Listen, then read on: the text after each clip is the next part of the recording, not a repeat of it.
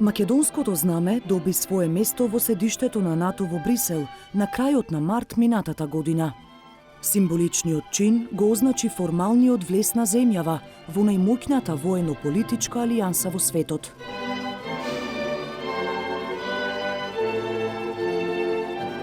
Освен како гаранција за безбедноста на државата, влезот во НАТО беше најавуван и како шанса за економијата. Ќе отвори не само воено-политичката врата, туку и економската врата за нашите фирми да можат да настапат и на овој тежок, но голем пазар. Ние можеби немаме ракетни системи и оружје во производство, но секако имаме доста производи кои што може да бидат понудени. Година и половина од официјалниот влез во алијансата, сепак НАТО е речиси целосно неискористен пазар од македонските компании. Има многу работи кои што треба во да се променат и научат. Што се е потребно за пласман на пазарот на НАТО и каде се потфрла? Во здружувањето. Значи, ние сме мали компании за да излеземе на големите пазари.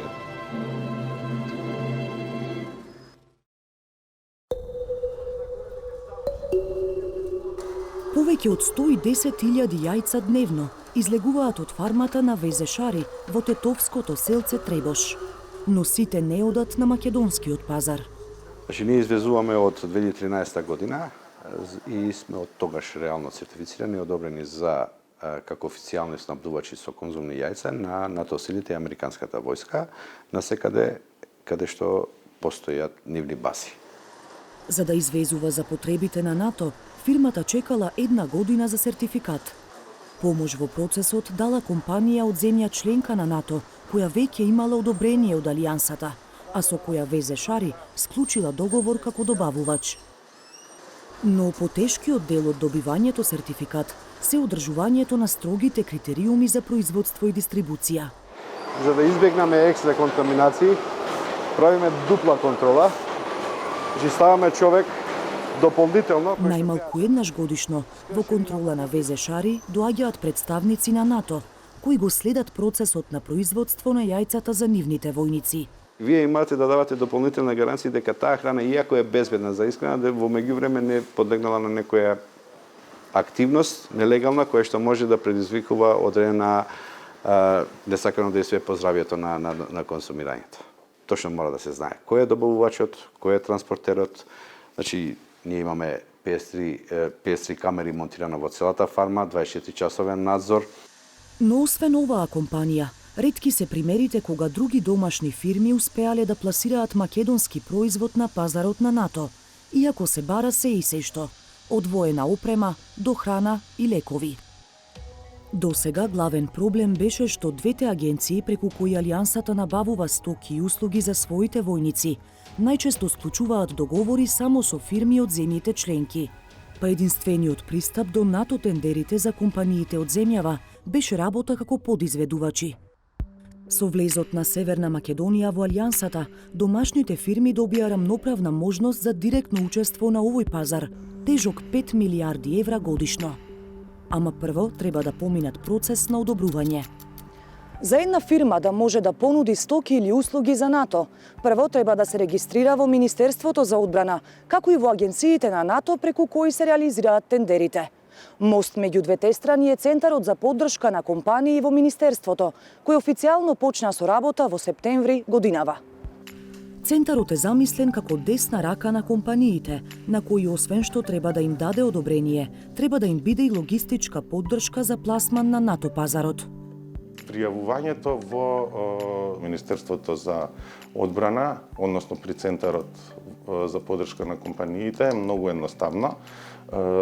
Самиот закон кога го смислувавме и правилниците кои што следеа на него беа да не бараме премногу административни документи, туку од компаниите да побараме да можат да докажат својата лична и професионална способност како да учествуваат на национален тендер кој што го распишува било кој државен орган во Северна Македонија. Помалку и апсурдно, за големиот НАТО пазар има мал интерес кај компаниите во земјава. Досега само 9 домашни фирми побарале и добиле одобрение да учествуваат во набавките за НАТО.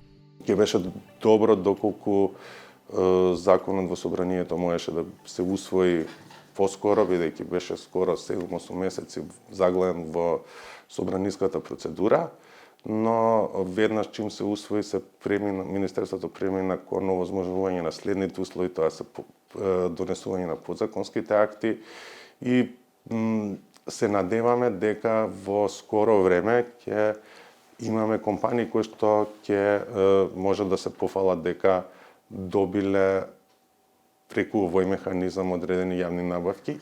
Сепак, досега ниту една од 9 компании кои добиле дозвола од Министерството за одбрана за учество на НАТО пазарот не склучила договор со Алијансата.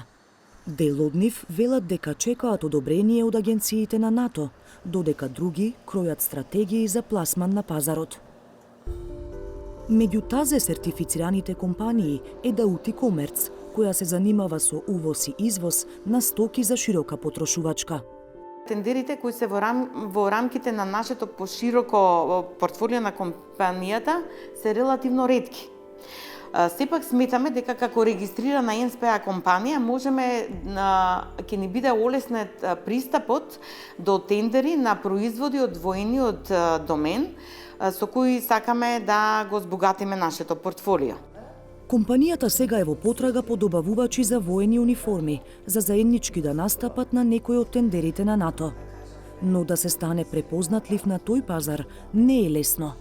За помалите фирми да им конкурираат на светските гиганти, треба и соработка меѓу компаниите, но и помош од државата.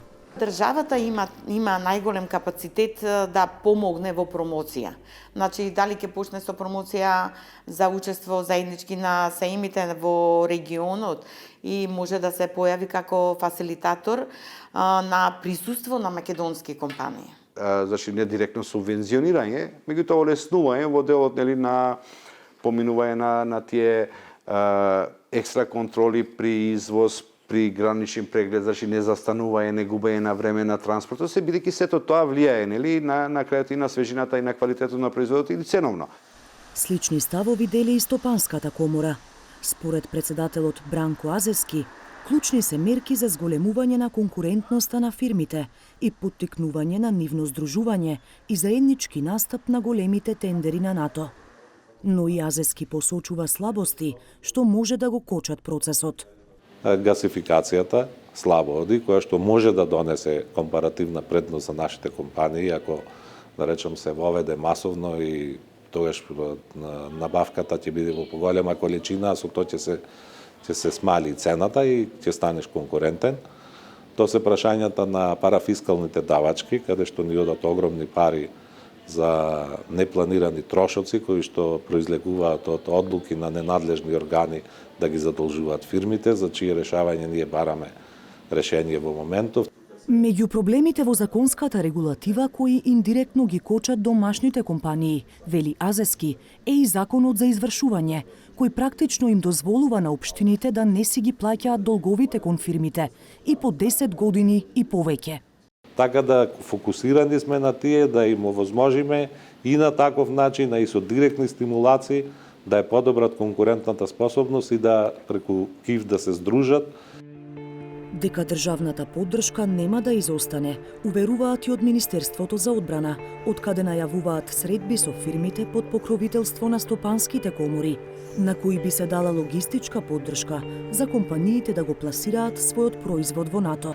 Постојаните контакти со компаниите се единствен начин како нив да ги анимираме, да добиеме поголем интерес од самите компании за учество во целиот овој процес, кој што на крај ќе резултира со добивање на набавки за самите компании, нормално од кој што ќе има и бенефит самата држава, бидејќи приливот во компаниите ќе биде во наши компании, на крај на денот и да плаќаат давачки кон државата. За пласман на еден од најпребирливите пазари се потребни промени и во компаниите и во пристапот на државата. Само така од милионскиот колач на НАТО би добиле повеќе од трошки.